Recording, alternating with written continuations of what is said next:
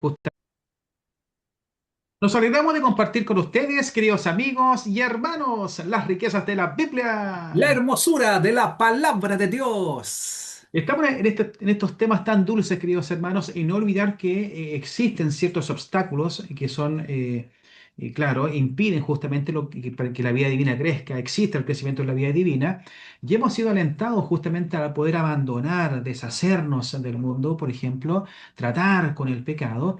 Y ahora vamos a tratar otro tema que es muy importante, que tiene que ver justamente con quebrantar la carne y el yo, ¿ya? Son asuntos muy internos, muy subjetivos.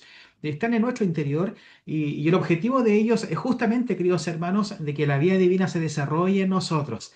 A Dios gracias que somos hijos de Dios, hemos sido redimidos y también hemos sido regenerados.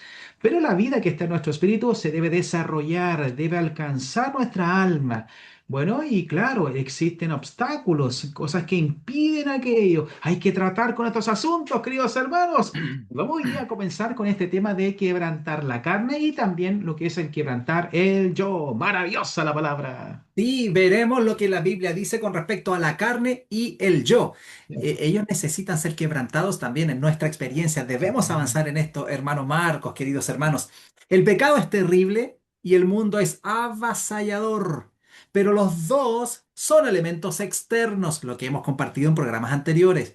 Necesitamos profundizar más para ver cómo podemos experimentar la vida de una manera profunda y Amén. así solucionar el problema de la carne y el yo. La mayoría de los habitantes de este mundo no son cristianos. Se dice que, por ejemplo, hay países grandes, enormes, y hay mucha población allí. Por ejemplo, los Estados Unidos, puede ser China, países grandes. Casi la mitad de la población en el caso de los Estados Unidos profesa ser cristiana. No obstante, la gran mayoría de ellos ni siquiera ha sido regenerada, es decir, ellos no han recibido la vida de Dios. De aquellos que sí han sido regenerados, muchos viven aún en el pecado. Nótese que aquí estamos hablando de personas, creyentes, hijos del Señor, que muchos viven en el pecado. Los creyentes más maduros se apartan del pecado, pero son muy pocos los que no están poseídos por el mundo. En el recobro del Señor, los creyentes hablan de la necesidad de resolver el problema de nuestro yo y de nuestra carne, el cual es un aspecto más profundo de la experiencia de la vida divina. En esta lección, queridos hermanos, abarcaremos algo muy crucial. Claro, es muy profundo, muy crucial. Quizás no dará para compartir todas las riquezas, pero tendremos un entendimiento claro y básico con respecto a quebrantar la carne y quebrantar el yo. Es cierto, hermano Andrés, y damos tanta gracias a Dios por la verdad de la Biblia, la luz de la verdad. Y vamos a comenzar de inmediato con respecto a lo que es la carne. Y es muy importante que nosotros podamos dar una definición de qué es la carne. Y claro, por supuesto, a la luz de las Escrituras, nuestra Biblia, la palabra de Dios. Así que la definición de la carne, en la Biblia podemos encontrar por lo menos tres definiciones acerca de lo que es la carne. Lo primero que vamos a ver es con respecto a el cuerpo corrupto. Esta es la Sí, primera definición con respecto a lo que es la carne, el cuerpo corrupto. En la Biblia, la carne se define primero como el cuerpo corrupto.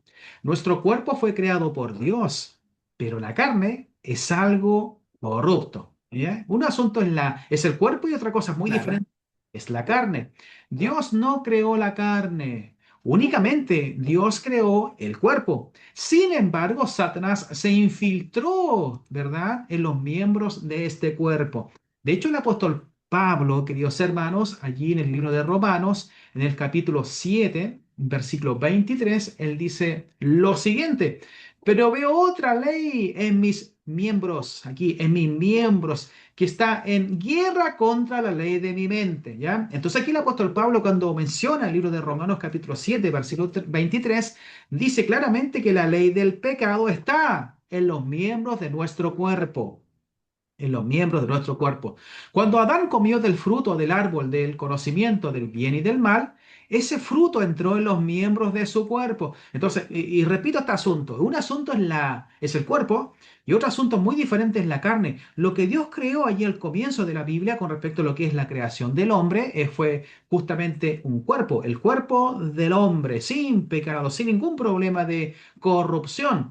Pero resulta que por la inyección del pecado en el hombre, porque la desobediencia y el hecho de que el hombre recibiese el pecado dentro de sí, es que este cuerpo llegó a ser carne, carne de pecado, la carne de pecado, o en pocas palabras, el cuerpo corrupto. Así que la primera definición en la Biblia que encontramos con respecto a lo que es la carne es el cuerpo corrupto. Esto es lo que el apóstol Pablo aquí menciona, la ley, ¿verdad? Hay una ley del pecado que está en mis miembros. ¿Qué miembros del cuerpo? Pero resulta que por causa de esa ley de pecado que se mezcló con nuestro cuerpo humano, es que ese cuerpo ya no es cuerpo, es un cuerpo corrupto. Llegó a ser es carne corrompida. Entonces, es carne en pocas palabras. Entonces, esto es lo que aquí encontramos, hermano Andrés, con respecto a la primera definición de carne en la Biblia, el cuerpo corrupto. Maravilloso. Exactamente, exactamente. Aquí entonces el cuerpo humano creado por Dios, hermoso para Dios, para poder contener a Dios y expresar a Dios, Dios siendo expresado